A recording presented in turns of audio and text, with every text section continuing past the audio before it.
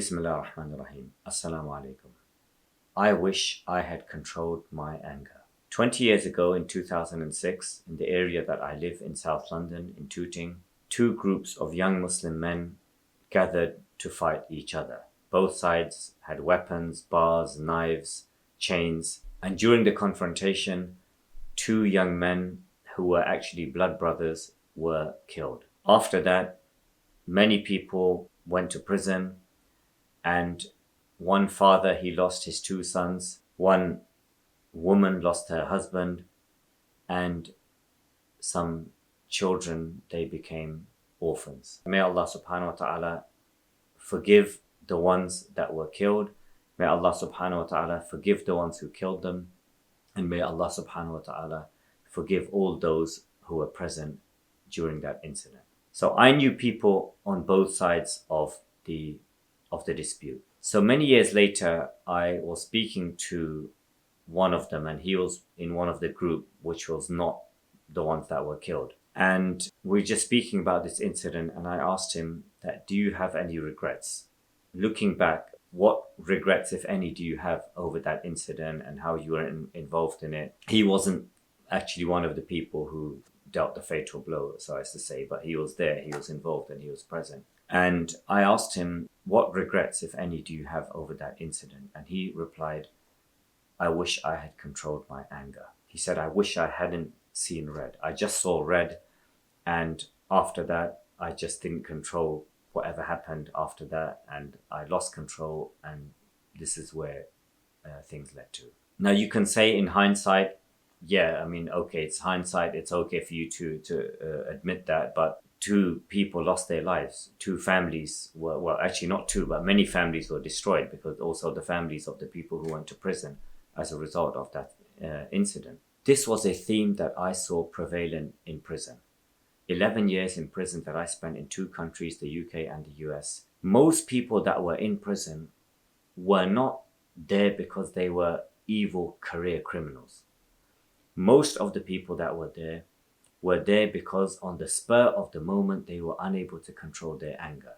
They either killed someone and now they were doing a life sentence, or they stabbed someone or hurt someone and they were doing many years in prison, or they got into a car and they drove it into someone, or they broke something or damaged something. Most people that I met in prison were doing time for a split-second moment in which they were unable to control their anger. Allah subhanahu wa ta'ala in the Quran, He praises those who restrain their anger. In Surah Al Imran, Surah 3, verse 134, He says, وَالْكَاظِمِينَ الْغَيْظَ وَالْعَافِينَ عَنِ النَّاسِ. And those who restrain their anger and who pardon people. In a hadith in Bukhari, the Prophet ﷺ said that the strong one is not he who can defeat others in a fight, but the strong one is he who can control himself when angry. Note that Allah subhanahu wa ta'ala, He does not praise those who never feel anger, but those who restrain it. Because to feel anger is normal. Allah subhanahu wa ta'ala created all of these emotions for a reason, for a purpose, and it's normal for a person to feel anger. It serves a purpose. But Allah subhanahu wa ta'ala, He praises those who restrain their anger, because getting angry isn't the problem. It's what you do as a result of that anger. What you do, what you say, how you act, what you do to others, what you do to yourself. And that is the problem. That is the difficulty. There is a Chinese proverb that says, one moment of restraint at the time of anger saves one from 1,000 years of sorrow. One moment of restraint at the point of anger saves one from 1,000 years of sorrow. And again, many people that I saw in prison, there were people that killed people in a fit of anger. I wasn't thinking, I just, like he said this, and then he cut me up, and I stopped my car, and then he started shouting, and I just took my gun out and I just shot him. And he lost his life. He's for the rest of his life now, he will be in prison as a result of him not being able to control himself during that one moment. That moment is small, but the consequences are enormous and they are eternal. 3 reflections from today's regret. I wish I had controlled my anger. The first one is to understand the difference between anger and rage. Anger is something that a person is able to control, and everyone has anger, everyone gets angry. Anger is something a person is able to control. But rage is something that a person is unable to control. And there's a difference between them. Rage is a consequence of fear. Rage comes from unhealed, trapped childhood trauma. So by rage, I mean when a person is completely, he goes into like a trance-like state, or he'll start hitting himself or hitting other people or throwing things or breaking things, or he just goes into and I've seen in prison people in this state, and it's like their eyes are lost. It's like they've gone into a trance, and they are in a complete lost, like they're completely not themselves, even though normally they may be coherent. At that moment, people that have rage, they are completely in a loss of control, and sometimes physically they have to be told or shouted or something, they have to be helped out of that moment. That comes from severe childhood trauma. That comes from deep emotional wounds that person who has rage suffered in their childhood, and as a result of that trapped rage, it comes out in uncontrollable ways. So there's a difference between the anger that a person gets and he knows what he's doing and knows what he's saying and he's angry, he's able to control it, and rage, which is for want of a better word, a mental illness or a mental condition. It's not normal. Most people don't have rage. So it's important for us to understand between the two. The anger part of it, these are things that you can, with the deen and with certain actions that you can take, you can work through it. But for rage, it requires therapy. And one very good type of therapy for rage is EMDR therapy. It's called eye movement desensitization and reprocessing. It's a fancy word. It's called EMDR. If you suffer from rage, it can fix rage very quickly. But anger is something that you are aware of while you are getting angry, and what you are saying and what you are doing, even though you may be acting in irrational ways. It's important to understand the distinction between the two so that you can find out how to address it. The person who has rage, it comes from a place of deep fear. Fear of what? Fear of losing control. Fear of losing something. Fear of losing a reputation or being made to feel in a certain way.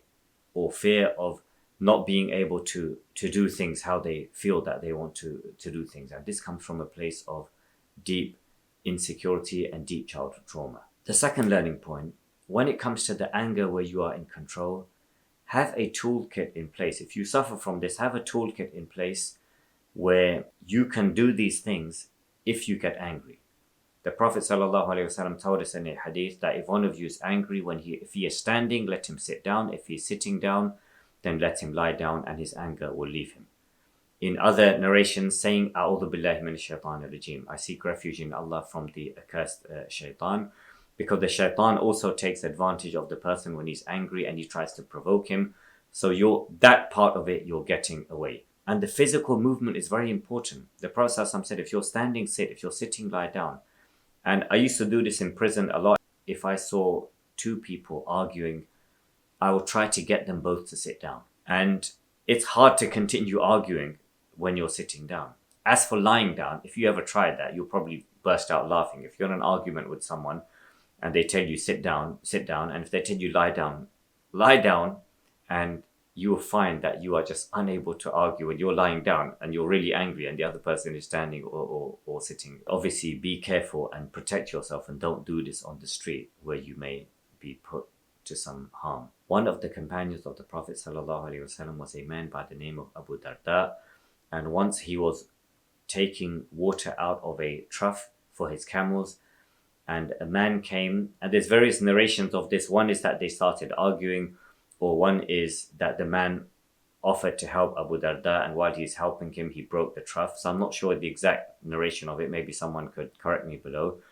But the bottom line is the man broke the trough, and Abu Darda was so angry that immediately he sat down. And then after a few moments, he lay down. That's how angry he was. And this is something we learn from, this is a Sahabi, this is a man who was a companion of the Prophet ﷺ. And yet he got angry. They were normal human beings, and that's what made the Sahaba great. Not that they were perfect people, but that they were imperfect people. They got angry, they had arguments, they did all of these things. He sat down, and then that incident was resolved. The goal is not to win, it's to survive that moment. And the third learning point, if you have rage, please get help. please get help. We have a problem in the world in general, and especially in our community, of anger management, especially amongst men who are unable to emotionally regulate. And you may think that you're in control. And if you think that, oh no, I'm in control of my anger, when I'm angry, I know what I'm doing and I'm in control. Well, ask your wife, ask your family, ask your children, ask the people who live with you if you are in control when you become angry. And if they say, no, you are not in control and you need help, then get help. At a basic level, there's many online resources that you can access about anger management. And if you suffer from rage, that you're really hurting people or you're hurting yourself or you're damaging property, when you are in that rage state and you find yourself in this trance or you're unable to control yourself, get professional help. Don't be ashamed to get that, because if you carry on without getting professional help, you will lose everything. You're going to lose your job, you're going to lose your family, you're going to lose your wife, you're going to lose your kids, you may even lose your liberty and go to prison. It's not worth it. It's cheaper and it's less hassle to sit in a room and to get therapy, get a few sessions of EMDR therapy and resolve it, than to continue living with what you have. Getting help is not a sign of weakness. And I say that to the men. And I say that as someone who has suffered many mental health problems. I suffered trauma, PTSD, and as someone who has had over 100 hours of different types of therapy.